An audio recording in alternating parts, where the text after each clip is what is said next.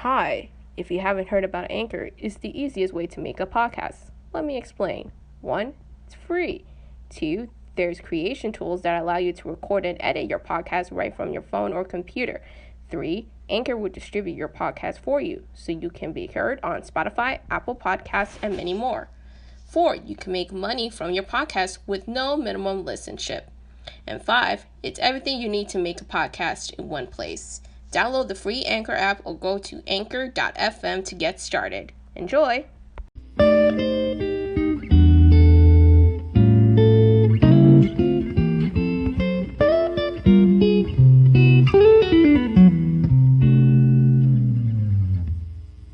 Hello, everyone. Welcome to episode 11 of the Marketer Pitch podcast. Welcome back to our show. And this is episode 11, which means we unfortunately only have one more episode left of this current season. We are ending it after episode 12, season 1, but don't worry, we actually have some special surprises coming up during our off season, as well as news from season 2. So look for that in our next episode. But if you haven't listened to the podcast to date, you already know who I am. But if you're first time listening, I always like to remind our new listeners that I am Corey Davis, and I make up one half of the Marketer Pitch podcast. And I'm joined by my co-host, the awesome Yesenia and Corey.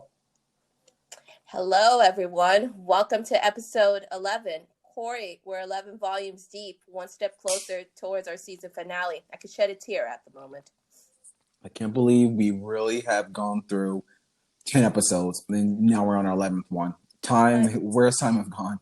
I can't even begin to tell you. And, when we do episode 12 next week and we reflect back as to what has been an incredible season 1, I can't even begin to tell you, just how far we have come, and to see it now on the precipice of being something incredibly big, and to further continue that journey has been absolutely outstanding. And my friend, you hit it right on the nail where regarding to the plans for not only for our off season, but for season 2, which we're going to explain at our next episode. But there's going to be some pretty big surprises coming up for our fans. So please tune into episode 12 and find out, because it is going to be so big. You can actually have a mic drop go boom. Oh no, I'm excited. Do I know about the surprise? Maybe I do, but no, I have a mind like Dory from Finding Dory, or Finding Nemo. So I probably forgot, but now I just got newly excited about what this mic drop surprise will be for next episode. So everyone, stay tuned to episode 12, where myself and the listeners at home will learn what this new surprise will be. Oh, it's going to be big and juicy. So tune into episode 12 next week to find out. And also, just a FYI, to catch up on all episodes and be part of the Marketer Pitch atmosphere, the podcast is available on all main podcasting mediums: iTunes, Spotify, Pandora, Amazon, iHeartRadio, and many more. Like, comment, share, subscribe, and email us at marketerpitch@gmail.com. All opinions are highly welcome. And I have some breaking news. Yeah, should we should we do like a table, a drum roll? Yeah, please, because this is pretty big. We're already starting the surprises an episode early, but we are so pleased to announce that Marketer Pitch is now on YouTube. Yes. YouTube. Awesome. All 10 and soon to be 11 episodes of Marketer Pitch are now live on our official YouTube channel. Search Marketer Pitch and subscribe to be notified of brand new content. Please do it now if you're near a phone or a computer. Hit the subscribe button. Cha-ching. Please. So with that, just to start things out for this episode and for the week, Yesenia, I just want to hear, how was your week? Like anything, I just want to ask, did you do anything fun this past week? Or, did you watch any new shows? Or, this is a podcast show, so I want to spread love. If you listen to any new podcasts this week, how has your week been? Well, I've had a pretty laissez-faire week, Corey. I actually was really excited because I counted coins with my dad. It's become traditional in our household. So my dad and I typically have big, huge stocks of coins in a jar. Awesome. We have two big jars, and so we ended up counting coins. And so it's a really cool tradition that we've had, for some time. And we did get some money, and very soon we'll be taking that to the bank. Do you want to share? Do you want to share with the listeners the count amount? Well, we've had a little over $200. Wow. And how long, like, what's the time period between you guys count the coins and do you guys start collecting them? What's that time period? Well, typically, the time period, to collect the coins, is about 6 months. So we collect the coins through a combination of us gathering different types of coins, whether we're using it for different types of purposes, or if somebody's giving us coins, or if we just have spare change, we just add them to the jars. And then once all those jars filled up within that 6-month period, sometimes it goes a little bit more. Again, it just depends as to how our respective schedules are flow through. But typically within 6 months, we get those coins counted. We have those little brown coin covers where you put them in. Yep. And then we count it up, see how much money we have, and then it goes to the bank. Whoa, look at you guys have a mini reserve, U.S. Treasury Reserve going on at your house. We have a little bit of we have a mini bank, so we're taking all different types of financial requests.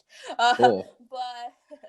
But other than coin accounting, I am excited about the baseball season. Obviously, it's been well chronicled by now. Spring training is underway. The Yankees have been doing well, my team. So we're just getting ready for the start of the season, which I could not be any more thrilled about. 7 months of my life will be revolved around that. But I also had the chance to watch a couple of movies and TV shows as well. So I think one that that has caught my attention, and it's a classic. It's Anthony Bourdain's travel series. So I'm in the middle. No Reservations? Yes, that one. It's just I decided to watch his entire series because it's been so impactful and still stunning that he's no longer here with us. But the way as to how he talked with various traveling around the world, talking with people about the culture, the history through food. It's something that, that I connect with on so many levels. And so I'm in the middle of season 8 right now, episode number 4. Just looking at it every, on a nightly basis, just brings back the memories because it further reemphasizes my love of travel. Awesome. And just going back to sports, I'm not watching a new show, but I just started another podcast. It's called the I Am Athlete podcast, which I believe Brandon Marshall, former NFL player Brandon Marshall, is one of the owners of this podcast. And it just in the podcast, it interviews from just some of the biggest athletes, both current and in the past. So I just finished the episode with Cam Newton, and then also the episode with Ocho Cinco, both players in the NFL. Cam Newton is current, and then Ocho Cinco is in the past. I actually would definitely recommend it if you're a fan of either player. They both do not hold back on that podcast. Specifically, Ocho Cinco we've noticed has had a one of the greatest, probably, at least I think he's one of the greatest athletes in the NFL. He had a really great career. And his discussion on mental health and discussion on his mindset during his playing time and where he's at today, to me, left my jaw open. It was really, really impactful in my life. So that's one of my new things, is just binging episodes of the I Am Athlete podcast. Well, congrats on the new venture, my friend. I'll definitely check it out, as well as our fellow audience members. After you listen to Market or Pitch, please. Yes. Market or Pitch comes first, everyone. Yeah. So with that, even you speaking with spring training, I know that majority of teams are allowing fans in the stadiums to watch the spring training games. So with that, President Biden announced last week that every American will actually have access to one of the vaccines by May. We know that Johnson & Johnson is the latest, the third one, in addition to Pfizer and Moderna, to now be approved in the United States. So, what are your thoughts on the vaccine? Are you signed up to get one? Have you got one yet?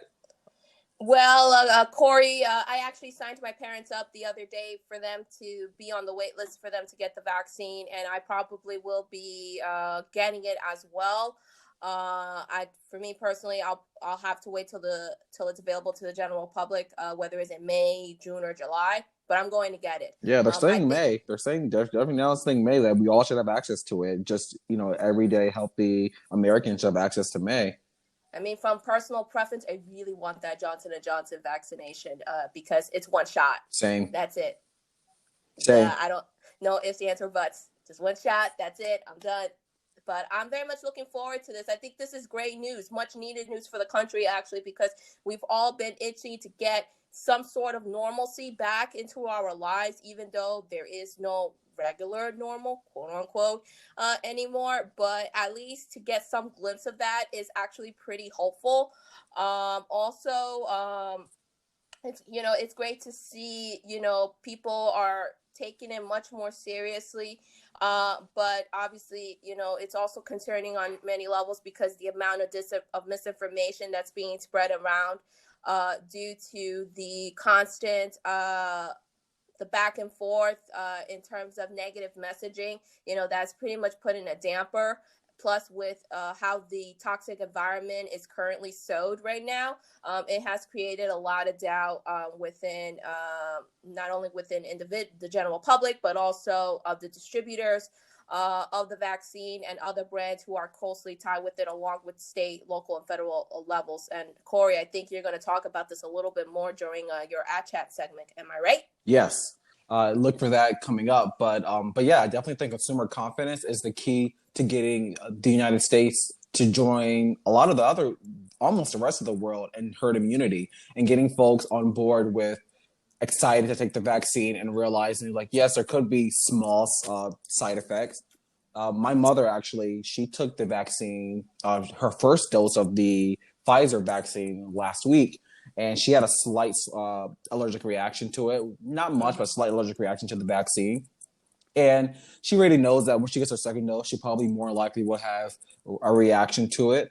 But like she said, and I think everyone should have this same mindset, her having a small allergic reaction is a lot better than her getting COVID. So it's like it's not pick your poison. It's, do you want to just have slight discomfort for maybe a few hours? Or do you want to possibly be on a ventilator or in the hospital or unfortunately pass away from getting this deadly disease and virus? I think it's going to be really interesting to see how PR communicators as well as marketing execs, continue to push the message on the messaging front about these COVID vaccines. Because now, at such a critical time where we are about to hit herd immunity, now more than ever, people need to be in real time very much well aware as to what these vaccines are, the side effects, the pros and cons, but more importantly, boost the consumer confidence that these vaccines can in fact be taken and be able to help you to protect yourself from COVID-19. So it's going to be really interesting to see as to how everyone involved is going to play a role in this. Yes. So hopefully, like fingers crossed that we're both signed up in the next couple of months because I'm definitely looking forward to traveling. Oh, you hit it right on the nail, Corey. I've been itching to get onto an airplane for some time now. That's definitely one of the big to-dos on my list is to start traveling again, domestically and internationally. Yes. So with that, I do want to say, and we would be remiss because this week, specifically, depending when you listen to the podcast, is International Women's Day, and we know this month is Women's History Month. We will be dedicating a more specialized episode to this, but I definitely want to just say to you, Yesenia, definitely thank you for all you do. This world, of course, would not be where it's at today without women, specifically in the advertising, marketing, and PR industries. Women have become big trailblazers. Women pretty much make up the industry today, and I definitely just want to highlight and celebrate all women. Oh, thank you, Corey. That is incredibly sweet of you. And I also want to give a huge special shout out, to all the female game changers, trailblazers, and influencers, not only across PR and marketing, but also industry sector wide. The fact that we have come so far to continue the fight for a fair, equitable future, but also to celebrate our accomplishments up to this point is absolutely incredible. And yes, happy International Women's Day to all the ladies. Raise the roof because we deserve it, and we're going to continue the fight. IWDs, they did a challenge for this year's particular topic, which is #ChoosTheChallenge, and I choose to challenge everyone to continue spreading the word about the importance of diversity, equity, and inclusion, and more importantly, the fight to continue for gender equality everywhere. Yes. So with that, let's get started with our show. We have our news headline, followed by my ad chat, then Yesenia's PR bulletin board, and finally, we highlight another woman pioneer in our industry. So moving on to our news headlines from the past week. The first headline for the week comes to us from Ad Age with the headline, Disney CEO says movie going has probably changed forever. In the article, Walt Disney Chief Executive Officer Bob Chapek said he believes that there have been fundamental changes in people's attitudes towards movie going, trends that will probably continue until after the pandemic passes. In the article, he also added that consumers are probably more impatient than they have ever been before, particularly since now they've had the luxury of an entire year of getting titles at home at the same time that they're in the theater. And he's actually not sure that there's any going back to just having only in theater releases and not a tandem in theater and at home release. What's your opinion on this? Are you clamoring to get back into theaters? Are you liking now be able to see a big movie on opening day? I know Coming to America just came out this past week, and I haven't yet to see it, but I have plans to just watch it on Amazon Prime pretty soon. I don't know if it was in theaters, would I really be trying to go there? But what's your thoughts? We talked about this in previous episodes, my friend. The cinema industry and the movie-going industry are one of the entertainment industry sectors that have been hit the hardest due to COVID-19. I mentioned how the cinema and exhibition industries must quickly come up with a new plan to bring people back in the theaters. The hybrid theater streaming service model is here to stay, flat out. At a conference, Disney CEO Bob Chapek mentioned that the old approach with a gap between when a movie comes out in theaters and when it's available on demand, he said, quote unquote, wasn't viable anymore. And I kind of agree with that sentiment. People can no longer need to go to a movie theater and spend $20 on a movie that they can access on a streaming service at home. The content is what's going to keep people attracted to these streaming channels. Original content on top of the access to a top of the line studio tempo. So though all of Hollywood studios are currently experimenting with ways to preserve the formerly lucrative theatrical release window, the movie-going experience has probably changed to fundamentally across the board, and is unlikely to completely return to previous patterns. And so I definitely have been, and it's been well chronicled, I am all for this type of change because for me, in order for me to spend $20 on, to go to the movies, it has to be a big event, like Avengers Endgame style type event that I definitely feel I can see at a movie theater versus at home. Like, for example, Coming to America, I actually did see the movie on Amazon Prime, and I actually enjoyed it. And so this is definitely something from a movie going approach that I definitely am planning to implement. Yeah, you actually just took the words right out of my mouth. I'm in total agreement with you. I definitely think the movies are the future, which Disney probably will benefit the most because they have a lot of these. But I definitely think the big blockbusters, the superhero movies, horror films, cultural iconic movies like a Coming to America or another sequel. I definitely think those are the movies that you want to go to theaters to see. The movie going experience is a mix of being with other people and seeing a movie and all experiencing and watching it for the first time and sometimes interacting with the screen. I know a lot of people don't, but I like people when they're talking or laughing, and I like hearing that feedback. sometimes you have a completely different experience watching a movie in theater, and then when you watch it later at home, you're like, oh, it feels different. Specifically for me, the movie Get Out, Jordan Peele's Get Out, that came out in 2017, was like that. I went to the theater to see it, and it was such an amazing. People were enjoying it, clapping, applauding. But watching it after, it's still a great movie, but it lost a little bit of its luster to me watching it at home versus seeing it in the theater with other people. So I definitely think that the big studios are going to have to only release the big blockbusters in theaters, which means, unfortunately, a lot of the rom-coms, the Matthew McConaughey movies, the Jennifer Aniston movies, Yep. Reese Witherspoon movies, HBO Max, Netflix, Amazon Prime, because I'm not gonna go pay $20 to go see Reese Witherspoon and Matthew McConaughey fall in love. I'm not. Oh, oh yeah, absolutely, my friend. You hit it right on the nail.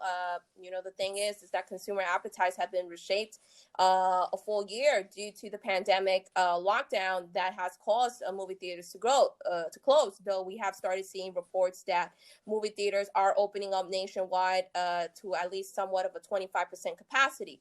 But overall, the attitude shift, I should say, is going to be far more problematic and profound in the long run. Why? Because the consumers are going to be a little bit more impatient than they've ever been before, especially now that they have the luxury of an entire year getting different types of titles at home pretty much whenever they want. So it's going to be a question mark as to whether or not they're going to be coming back. It definitely provides households with a worthwhile alternative option, even if theaters are open. And everyone loves options, including yours truly. And don't forget, other movie studios are premiering studio tentpoles across the streaming services. So we already know about HBO Max and Warner Brothers per our previous episodes. And now Paramount Plus, who recently launched their own streaming services, will debut the latest Tom Cruise Mission Impossible film on both movie theaters and streaming services. Yes. So I know that we need to move on to other segments, but I definitely want to get the second headline and almost do a quick bite. The second headline comes to us from prdaily.com. And it's the article titled Goldman Sachs CEO calls work from home an aberration. David Solomon, who is the chief executive of Goldman Sachs in the article, said that the organization is aiming to return to the office full time, shunning the, and I quote, new normal of working from home, and a future of a hybrid and digital workplaces is definitely a thing in the past. So, quick bite, what's your opinion on this? On working from home, and do you think it's here to stay, kind of like movie going? Do you think as a whole we're going to be working from home, or do you think that once we have herd immunity, 2022, we'll be back to where we were in 2019? All right, just a quick wrap up, regarding this particular segment, because I'm gonna actually specifically talk about this more in depth Oh, on my okay. bulletin board.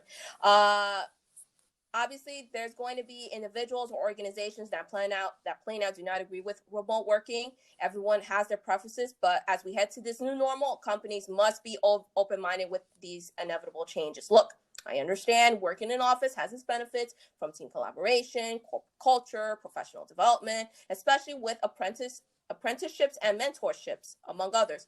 But there is no need to be closed off to these changes. Instead, companies must listen to employee feedback. Listen to what your workforce has to say about this issue.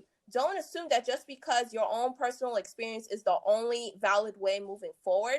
Instead, be open-minded, explore other additional options, and then ultimately decide based on a team collaborative effort from your employees what is the best option moving forward for your organization. Yes. So I agree with you. Let's not talk too further on this because I actually want to hear more in depth in your extended PR bulletin board. All right, then we can definitely hold on to that. Yes. So let's move on to the next segment. It is my ad chat where I give you just some of the latest news that I'm seeing from the advertising and marketing world that piqued my interest. So my ad chat comes to us from Adweek. It's all about Big Pharma and the COVID vaccines that are entering millions of Americans' arms as we speak. The article is titled Why COVID-19 Vaccines Might Be Big Pharma's Last Big Chance to Repair Its Reputation. And it's a very good deep dive around consumer opinions and favorability surrounding Big Pharma. So to take a step back, let's just take a look at the role Big Pharma has played over the past year. Going back a year ago, majority of the big pharmaceutical companies spent the past year developing a COVID vaccination in conjunction with government agencies from all around the world. The end result was by the end of 2020, we had two companies, which are Pfizer and Moderna, with approvals from the FDA to begin sending out vaccines to Americans. And another company, AstraZeneca, was approved to administer vaccinations in the UK, not yet in the US.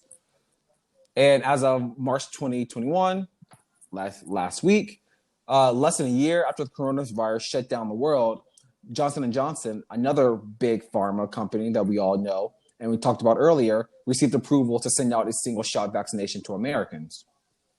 The fast track of the vaccination by these companies have been amazing, and as we take the article to examine if the results will pay off in much bigger ways than just financial. Because we know in our industry that your financial payment is just a small part of a brand success. Consumer opinion and consumer favorability really determines our brand success. So I'm sure not all of us will be shocked here, but Americans have historically had a mistrust and negative view of the pharma industry. In fact, in 2019, Gallup released a poll that showed how Americans view various industries. In the poll, the restaurant industry enjoyed the highest public esteem. The lowest that in the poll went to Big Pharma, with actually a majority of Americans, 58%, said they had a negative view of the industry. Americans mistrusted pharmaceutical firms more deeply than they did advertising and even the federal government. But that should not be a surprise to Big Pharma. Why would Americans hold these negative views? Maybe it's due to the high prices of pharmaceutical drugs that leave many Americans not having access to save their own lives because they can't afford the medicine. We all remember the farmer bro who famously jacked up the prices to his HIV drug from $13 a pill to $750 a pill. Maybe it's also due to some of the lies that the pharma industry has been a part of. Who can forget the $1 billion settlement from J&J, who had tainted baby powder that resulted in dead babies? Or even Big Pharma's role in the opioid crisis that is still killing Americans and harming their community. There have been detailed articles and documentaries on how the pharma industry will push doctors to overprescribe their medicine. This is nuts. This all goes back to greed, and the view for many of us is that Big Pharma has never been here to help us, but just to take our money and prolong our sickness. Enter COVID-19. I must admit that Big Pharma's action this past year has surprised me, as I now can see that they're actively helping our fellow citizens and not trying to sell the vaccine to the highest bidder. A poll taken last month even agreed to that sentiment. The pharmaceutical industry's net favorability with the public stood at 22% in February 2020, just as COVID-19 was taking root in America. As of this month, it's now 26%. So if Big Pharma can keep this up, then their change in perception of Americans can be at its highest level since they developed the polio vaccine in the 50s. So I definitely think it's a good start, but I would hope the Big Pharma industry takes this goodwill and continues to be transparent, ethical, and trustful for years to come on all their products. So, Yesenia, with that, I just want to get you in the conversation. What are your thoughts? And are you now starting to trust Big Pharma more? This is a critical time for big pharmaceutical companies because they have to be factually correct in terms as to how they transmit their COVID-19 vaccine messaging. Listen, due to, as we've reiterated in the past, due to the current environment that we're living in, there's so much misinformation, distrust among the public regarding these vaccines.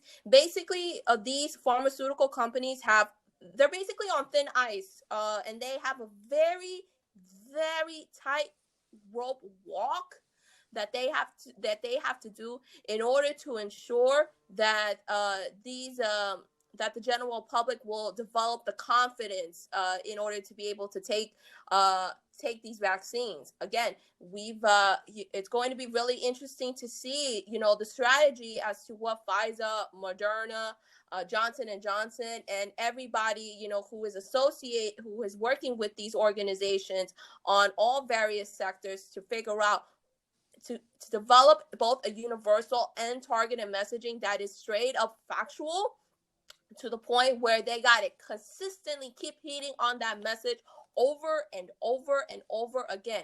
But unfortunately, my big concern is that due to the fact since this entire pandemic has started has become so political that I am not sure as to how these pharmaceutical companies can recover if absolutely everything right now is being politicized for no apparent reason. It's a public health emergency, for Christ's sakes.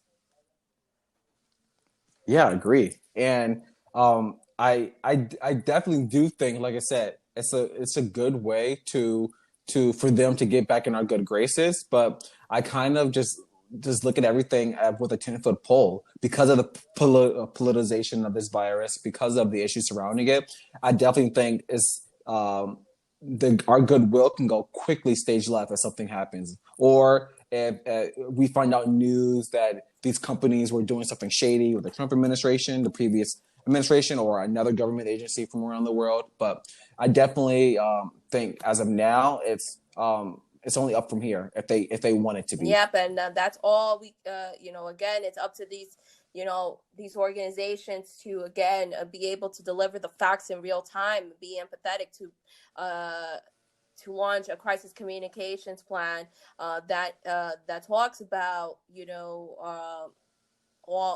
everything that has happened up to this point, and as well as the COVID vaccine, the rollout, and what do they need to do differently, in order to, again, redevelop the trust to the public.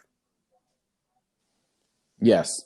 So with that is my ad chat for the week. Like always, if you have an opinion on my ad chat, please just send me a note at marketorpitch@gmail.com. And I'm here to hopefully just share your opinions and maybe get into a good, healthy debate. So let me know your thoughts. So with that, let's move on to Yesenia's bulletin board, where she shares her thoughts on news from the PR world. And today she has something to share in regards to workplace wellness. So thank you, my friend. Well, we are now entering into the 1-year anniversaries of the start of the COVID-19 pandemic, one of the 21st century's biggest life-changing events. There are plenty of discussions and, more importantly, self-reflection as we try to navigate through this new normal. And what comes out of it post-COVID? Answer: a lot, across the board. From a business standpoint, every industry sector is readjusting to this new normal. Employers and employees are currently deciding what trends will work best on both the short term and long term. Reagan Workplace Wellness published an article, Here's What Workers Are Thinking and What They Need from Their Employers a Year into the Pandemic, where they surveyed workers answering they feel much more productive and happy when they are given the ability to work remotely. But many will reject the deal if it came with a lower salary or no benefits. Definitely, remote and hybrid teams do have several benefits, including attracting top talent who want greater flexibility. There's no doubt about it. Remote working is here to stay, for good. Whether businesses like it or not, I'm talking to you, David Solomon of Goldman Sachs, it's here forever. As many organizations analyze future, including remote employee and hybrid work environments, what many employees are rejecting is any trade-off that might lead to a reduced salary or compensation benefits. The ideas have been floated around, but workers are not having it. So what should businesses do? The work-life balance is now embedded into the spotlight. There has to be a balance where employees can thrive in any office environment, but also be able to live their lives in whatever shape they want. A productive workforce is a happy workforce. From a PR perspective, it's important for employees to be highly engaged in their operations, but also in their wellness. We're witnessing companies incorporating a bigger wellness connection to their programs. Here are some pointers to take. First, stay motivated. It can be a challenge, but understanding what employees are happy with and eventually implement it to your strategy could be the difference between productivity and unproductivity. Perhaps maybe bringing in a wellness director, or simply asking employees what they want to have in their benefits and perks package. It could be anything, whether it's exercising, music, or any other options. Communicators and wellness pros can think about ways to incorporate these elements into the virtual work experience to help boost morale. Second, engagement. Figuring out when will be the best time to engage with employees could give you an idea as to how engaging they are in terms of consuming information.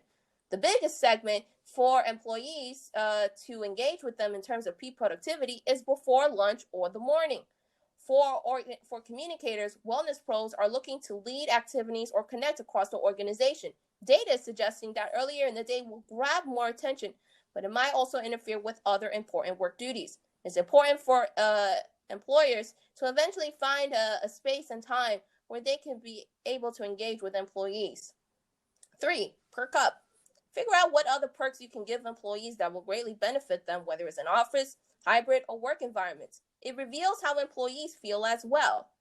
For example, per the survey, the number one perk that employees want is to have a stipend to improve their home office. The second most popular request was a meal allowance in order to order a lunch delivery. Many different types of perks. It's up to the organization to ultimately decide what is best for the employees. Always listen to them.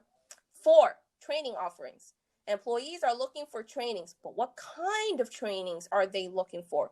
Be a little bit more specific. One area is emotional resilience training, where there are resources around relaxation techniques, breathing, and other mental health exercises. However, upscaling is a pervasive problem that goes beyond wellness alone. Employee retraining is one of the top priorities for HR departments in 2021, as the pandemic has revealed a need for new skills across organizations. HR departments must figure out a way to adopt a dynamic approach to reskill and redeploy talent once in all the impacted areas, and find ways to work together and redevelop new skills when new needs come up. And finally, the apprenticeship model. This is something that's going to be on the rise. It will also build a new essential tool to assist organizations in tackling the problem of diversity, equity, and inclusion. It offers new opportunities to young pros from underprivileged backgrounds and an apprenticeship model. Having one will improve training and upskill offerings to create an apprentice or mentorship program within the organization to tap the expertise of senior and young underprivileged pros. Corey, the reinventing of the workplace is taking shape. We're seeing trends that will not only have a permanent base, but also one that will make an impact for everyone involved. Wellness and self-care now must be added to their PR and HR plans to keep employee engagement. Thoughts? Yes, and which I was going to share with you earlier during the Goldman CEO's opinion, but I definitely think just the working from home and or at least a hybrid model is definitely here to stay. I know when I'm looking for a company is right now is looking for a company that allows flexibility because as we found out over the past year, self-care is important. And a lot of people realize that going to the office for 40, 50, 60 hours a week, day in and day out, fighting traffic to get there, is definitely detrimental to self-care. So having the ability to maybe only go into the office maybe once or twice a week and having the ability to be at home in your own environment and work, and your company is actually supporting you between giving you a stipend to maybe boost up your working from home environment, or at the very least, like you said, giving you a meal and just being there and allowing you that flexibility to not necessarily have to go back into the office. So just like with companies, I know about 10 or 15 years ago, the big way specifically between a lot of tech companies in San Francisco was come work for us. We have free lunches. We have a game table. We have a bar that we unlimited beer. Come work from us. We have happy hours. It was very about the social interaction within the office. Now, those same companies need to get innovative and think about how they can support their employee and the well-being of their employee gets at home. And yeah, like you said, doing some of these things would definitely support it, but I definitely think some of these companies are going to be hard, are going to find out very hard really soon that when they ask their employees to come back, it's going to be a revolt. Oh yeah, there's no doubt about it. The hybrid model is here to stay for good, and we have evidently seen, just how wellness has been incredibly critical for these organizations to incorporate to their compensation package, benefits packages, perks, among other avenues. So I'm going to wrap up with this. Internal communications must now find more dynamic ways to not only maintain employee engagement, but also tell the organization's story from an internal lens. New communications hybrids are either in place or in beta testing. This is now the time for PR departments to be extra creative in terms of developing storylines and production for them to remain informed. They also need to get them more involved in the organization, depending on the operational structure, how they will contribute to the overall strategy in promoting their story of voice. Awesome. So with that, like again, if you have any opinions, please just email Yesenia at marketerpitch@gmail.com and she will answer you My line ASAP. is open. So before I end things today, I want to give our listeners another woman pioneer in the advertising industry to celebrate Women's History Month and acknowledge International Women's Day that's happening this week. So the honoree today is Barbara Gardner Proctor. Proctor of Proctor and Gardner is the first African American woman to own and operate an ad agency, which opened in 1970. By 1983, 13 years later, the company had 12 million in billings, and some of Procter and Gardner's longstanding clients included Kraft Foods and Sears. So you may ask, why is it called Procter and Gardner? Who's Gardner? So according to the New York Times, she did not have a business partner. She used her married name and her maiden name to create an impression that there might be a male associate in case any potential clients had chauvinistic leanings. I'm sure that probably helped her dramatically. So with that, definitely thank you guys for listening to episode 11 of the Marketer Pitch podcast. Again, episode 12 is our last episode of this season. We are so happy that you guys have been with us on this journey, and we look forward to welcoming you back to episode 12. So, Yesenia, before we sign off, anything else? Well, I just want to thank our audience for tuning in. Don't forget to like, comment, share, subscribe, or leave a review. Email us at marketerpitch.com to comment on any of our segments. The podcast is available on all major podcasting mediums to catch up on this and all 10 episodes. And don't forget about YouTube. Subscribe to our channel. And we'll definitely see you next time for episode 12, our season 1 finale. Sounds good, everyone. Have a good one. Take care. Goodbye.